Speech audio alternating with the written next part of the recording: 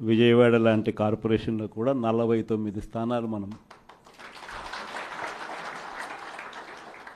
అప్పట్లో గెలిస్తే తెలుగుదేశం పార్టీ కూటమి వీళ్ళకు వచ్చిన స్థానాలు 14, కమ్యూనిస్టులకు వచ్చింది 1. ఈ 49 స్థానాలకు మనం గెలిస్తే 64కు గాను వాళ్ళకు కేవలం 14 స్థానాలు ఉన్నప్పటికీ ఎన్నికలు అయిపోయిన తర్వాత రోజు నుంచి రకరకాల భయాలు, రకరకాల ప్రలోభాలు అదే పనిగా పెడుతూ ఒక 11 మందిని మాత్రం భయపెట్టో ప్రలోభాలు పెట్టో తీసుకోవడం జరిగింది. అయినప్పటికీ 38 మంది నిఠారుగా నిలబడ్డారు అని చెప్పడానికి గర్వపడతాను. ఎందుకు ఈ మాట చెప్తా ఉన్నాను అని అంటే దానికి కారణం కూడా ఒకటే. ఇన్ఫ్యాక్ట్ ఏ కార్పొరేషన్ చూసుకున్నా, ఏ మున్సిపాలిటీ చూసుకున్నా, రాష్ట్రంలో ఉన్న ఏ జెడ్పీటీసీ పరిధిలో ఉన్న ఏ మండలం తీసుకున్నా, అటు ఎంపీపీలైనా కానీ, అటు జెడ్పీటీసీలైనా కానీ, సర్పంచ్లైనా కూడా, ఏది తీసుకున్నా కూడా ఎన్నికలు అయిపోయిన తర్వాత 3 సంవత్సరాల తర్వాత లోకల్ బాడీ ఎన్నికలు జరిగితే అటువంటి ఎన్నికల్లో ఈ రకమైన రిజల్ట్స్తో రాష్ట్రమంతా క్లీన్ స్వీప్ చేసిన పరిస్థితి వైఎస్ఆర్సీపీ ప్రభుత్వం, మన ప్రభుత్వం. అంటే ప్రజల్లో ఏ రోజైనా కూడా తలెత్తుకొని పోగలిగాం.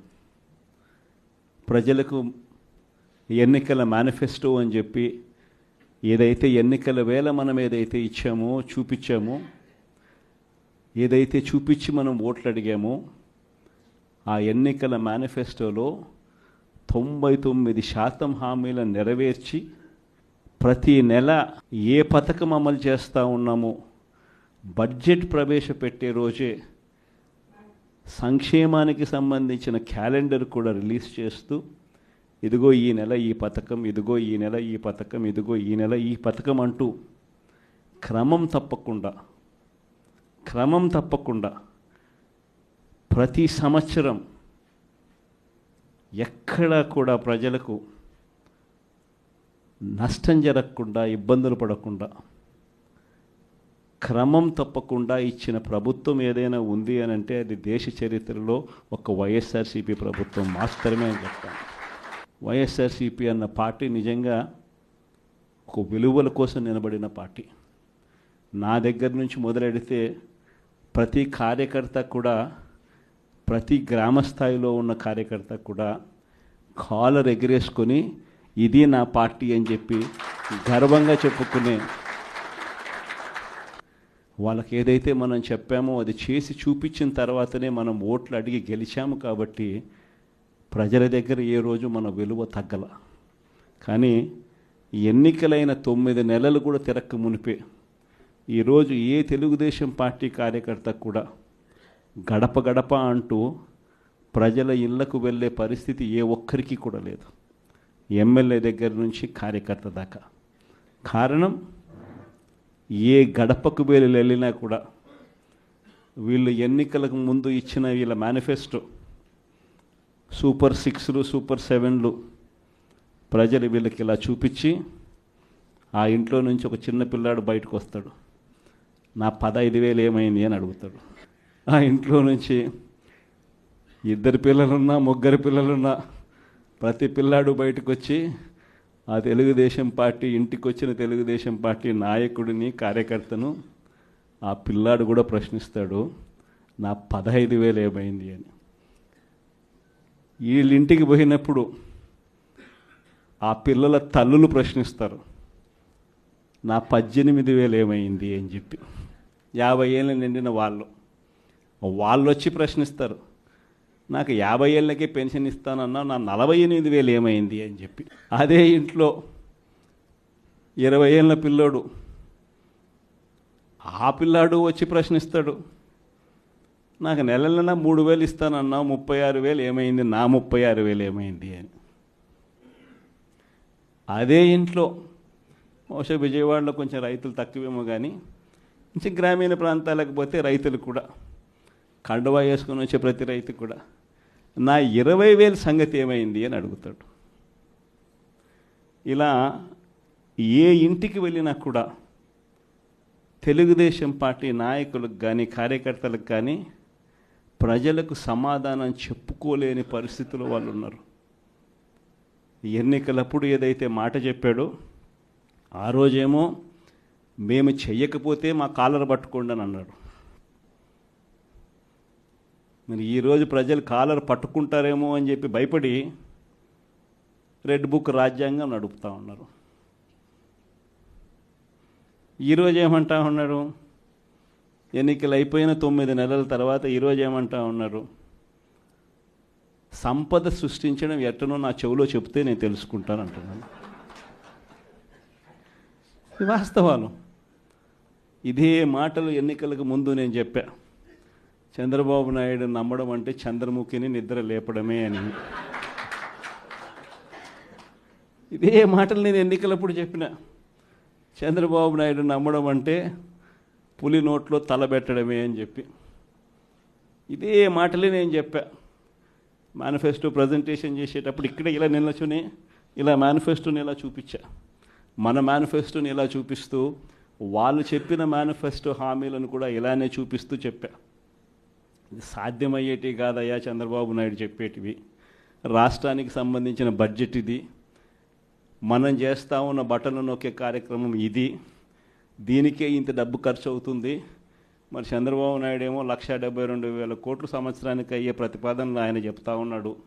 సూపర్ 6లు మోసము, సూపర్ 7లు మోసము అని చెప్పి చెబుతూ మనమేం చేయగలుగుతాము అన్నది కూడా ప్రజలకు అర్థమయ్యేట్టుగా కూడా మేనిఫెస్టో సందర్భంగా కూడా చెప్పడం జరిగింది. ఈ రోజుకి కూడా నేను చెప్తా ఉన్నా, ఓడిపోయాం పర్వాలా, ప్రతిపక్షంలో కూర్చొని ఉండం అది పర్వాలా, మళ్ళీ రీలు వెనక్కి తిరిగి మళ్ళీ అదే రోజుకు మళ్ళీ తిరిగి వెళ్ళి కనీసం ఇలా జరుగుతుందని తెలుసు కదా ఇప్పుడు ఎలా చెప్తావు అని చెప్తే మళ్ళీ ఆ రోజు వచ్చినప్పుడు ఇదే విధంగానే మళ్ళీ చెప్తా. ఎందుకనంటే రాజకీయాలలో విలువలు, విశ్వసనీయత అన్న పదానికి అర్థం అది. ఎన్నికలు ఎప్పుడొచ్చినా కూడా అదే విలువలు, అదే విశ్వసనీయత అన్న ఒకే ఒక్క పదం మీద మళ్ళీ వైఎస్ఆర్సీపీ మళ్ళీ అఖండ మెజారిటీతో మళ్ళీ గవర్నమెంట్. కానీ ఈసారి ఫామ్ చేసినప్పుడు మాత్రం ప్రజలకు చంద్రబాబు నాయుడు నైజం పూర్తిగా అర్థమైపోతుంది. కాబట్టి మనల్ని మళ్ళీ 30 ఏళ్ళు అక్కడే కూర్చోబెట్టే విధంగా కూడా ప్రజలు ఖచ్చితంగా అడుగులు వేస్తారన్న నమ్మకం నాకుంది. ఎందుకంటే ఈరోజు ఒకవైపున ఇచ్చిన హామీలన్నీ కూడా పక్కకి వెళ్ళిపోవడం అన్నది ఒక ఆస్పెక్ట్ అయితే, రెండో ఆస్పెక్ట్ ఏమిటి అని అంటే ప్రతి వ్యవస్థ నిర్వీర్యం అయిపోయింది. కేవలం చంద్రబాబు నాయుడు గారి ప్రభుత్వం రాకమునుపు మన ప్రభుత్వం ఉన్నది. మళ్ళీ మన ప్రభుత్వంలో ఎలా ప్రతిదీ కూడా ఎలా పగడ్బందీగా ఎలా జరిగింది, చంద్రబాబు నాయుడు ఎందుకు చేయలేకపోతున్నాడు, ఈ చర్చ ప్రతి ఇంట్లోనూ కూడా జరుగుతూ ఉంది. ప్రతి పథకము కూడా ట్రాన్స్పరెంట్గా, పారదర్శకంగా ప్రతి ఇంటికి చేర్చే పరిస్థితి నుంచి ఈరోజు అన్ని కొలాప్స్. కేవలం 9 నెలలు. ఒకవైపున వ్యవస్థలన్నీ కొలాప్స్, మరోవైపున ఏది చూసినా స్కామే. ఏ గ్రామంలో చూసినా బెల్ట్ షాపులు. ఎమ్మెల్యే దగ్గరుండి ఆక్షన్ పాడిస్తూ ఉన్నాడు. 2 లక్షల 3 లక్షల నీ ఇష్టం. ఆ 2 లక్షలు కట్టడానికి పోలీసులు సపోర్ట్ చేస్తారు, దగ్గరుండి మద్యం అమ్మేట్టుగా. ఎంఆర్పి రేటుకు వాళ్ళు కొనుక్కుంటారు, ఎంఆర్పి రేటు ప్లస్ వీళ్ళ ప్రాఫిట్ వేసుకొని వాళ్ళు అమ్ముతారు. ఏ గ్రామంలో చూసినా కూడా, ఏ బంకులో కూడా ఈరోజు మద్యమే కనిపిస్తూ ఉంది. మొట్టమొదటిసారిగా గవర్నమెంట్ నడుపుతా ఉన్న మద్యం షాపులను తీసేసి ప్రైవేట్ వాళ్ళని తీసుకొచ్చేసినారు. ఇసుక ఎక్కడ పడితే అక్కడ డబల్ ద రేటుకి అమ్ముతూ ఉన్నారు. ప్రతి నియోజకవర్గంలోనూ పేకాట క్లబ్బులు ఎక్కడ పడితే అక్కడ కనిపిస్తూ ఉన్నాయి. ప్రతి నియోజకవర్గంలో ఏ పని జరగాలన్నా కూడా, ఫ్యాక్టరీ నడపాలన్నా, ఆ నియోజకవర్గంలో మైన్ ఒకవేళ చేస్తూ ఉంటే చేసుకోవాలన్నా, ఏదైనా కూడా నాకింత నీకింత అని ఎమ్మెల్యే దగ్గర నుంచి మొదలైతే చంద్రబాబు నాయుడు దాకా పంచుకోవడాలి. ఇవన్నీ కూడా ఏ స్థాయిలో జరుగుతూ ఉన్నాయనంటే, నిజంగా ఈరోజు వైఎస్ఆర్సీపీ పార్టీ కానీ, వైఎస్ఆర్సీపీ ఎమ్మెల్యేలు కానీ ఈరోజు నిజంగా చాలా మంచోళ్ళ కింద కనిపిస్తూ ఉన్నారు ప్రజలకు. ఆ స్థాయిలో కేవలం 9 నెలల కాలంలోనే ఇంత దారుణంగా పడిపోయినాయి. ఇవన్నీ కూడా ఎందుకు నేను చెప్తా ఉన్నాను అని అంటే, ఈరోజు కష్టాలు అనేటివి వస్తాయి. ప్రతిపక్షంలో ఉన్నప్పుడు, రాజకీయాలలో మరీ ముఖ్యంగా ఉన్నప్పుడు ప్రతి ఒక్కరూ కూడా ఒక్కటే గుర్తుపెట్టుకోవాలి, కష్టం రానిదే సుఖం రాదు. ప్రతి మనిషి జీవితంలో కూడా కష్టాలు సుఖాలు అనేది పార్ట్ అండ్ పార్సల్. ప్రతిపక్షంలో ఉన్నప్పుడు మన కష్టాలు కనిపిస్తాయి, కానీ ఆ ప్రతిపక్షంలో ఉన్నప్పుడు, ఆ కష్టాలలో వచ్చినప్పుడు మనం ఆ కష్టాలను ఎలా ఎదుర్కొంటాం అన్నది మనల్ని లీడర్లు చేస్తాయి. కష్టం వచ్చినప్పుడు మన క్యారెక్టర్ను మనం అమ్మేసుకుంటే, మన వ్యక్తిత్వాన్ని మనం అమ్మేసుకుంటే, ఒక్కసారి బాటిల్లో ఉన్న నీళ్ళు బాటిల్లో ఉంటే బాటిల్లో నీళ్ళు తాగుతాం. బాటిల్లో ఉన్న నీళ్ళు ఒక్కసారి ఇలా పడేసినామనంటే భూమిలోకి పడిపోతాయి, మళ్ళీ ఏరుకోలేం. క్యారెక్టర్ కూడా అలాంటిదే. ఒక్కసారి విడిచిపెట్టేసినాము అని అంటే మళ్ళీ దాన్ని ఏరుకోలేం. ప్రజల్లో చులకనవుతాం, ప్రజల్లో పలచనవుతాం. ఇది ప్రతి ఒక్కరూ కూడా గుర్తుపెట్టుకోండి. కష్టాలు అన్నటివి ఎల్లకాలం ఉండవు. ఎవరికి ఏ కష్టం వచ్చినా కూడా నా కథ గుర్తు తెచ్చుకోండి. 16 నెలలు నన్ను జైల్లో పెట్టినారు. నా మీద కేసులు వేసింది కూడా మళ్ళీ ఎవరో కాదు, అటు కాంగ్రెస్ ఇటు తెలుగుదేశమే. నా పిటిషన్లో ఎవరు పిటిషనర్స్ అంటే అటు కాంగ్రెస్ ఎమ్మెల్యేలు, ఇటు తెలుగుదేశం పార్టీకి సంబంధించిన నాయకులు. కేవలం రాజకీయంగా ఎదుగుతున్నాను అని ఒకే ఒక కారణంతో దొంగ కేసులు బనాయించారు. 16 నెలలు జైల్లో పెట్టినారు. కానీ ఏమైంది? బయటికి రాలా? ముఖ్యమంత్రి కాలా?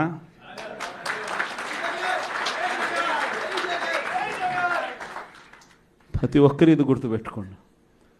ఎవరికైనా ఇంతే. మహా చేస్తే వీళ్ళు ఏం చేయగలుగుతారు? దొంగ కేసులు పెడతారు,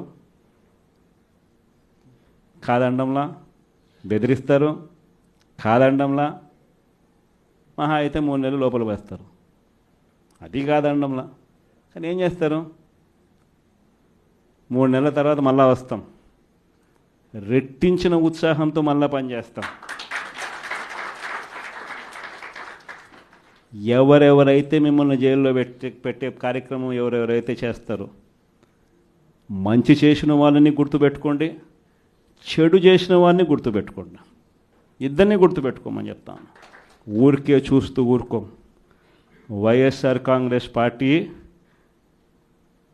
బ్రతుకుతుంది. వైఎస్ఆర్ కాంగ్రెస్ పార్టీ ఈ రాష్ట్రాన్ని ఏలుతుంది అని కూడా ఈ సందర్భంగా చెప్తాను. మరో 30 సంవత్సరాలు ఏళ్తామని కూడా ఈ సందర్భంగా కూడా మరి గట్టిగా కూడా చెప్తాను.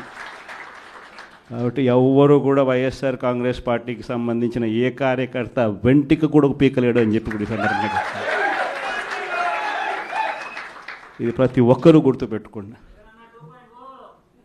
ఒక్కటే గుర్తుపెట్టుకోండి, ఈసారి జగనన్న 2.0 కొంచెం వేరుగా కూడా ఉంటుంది.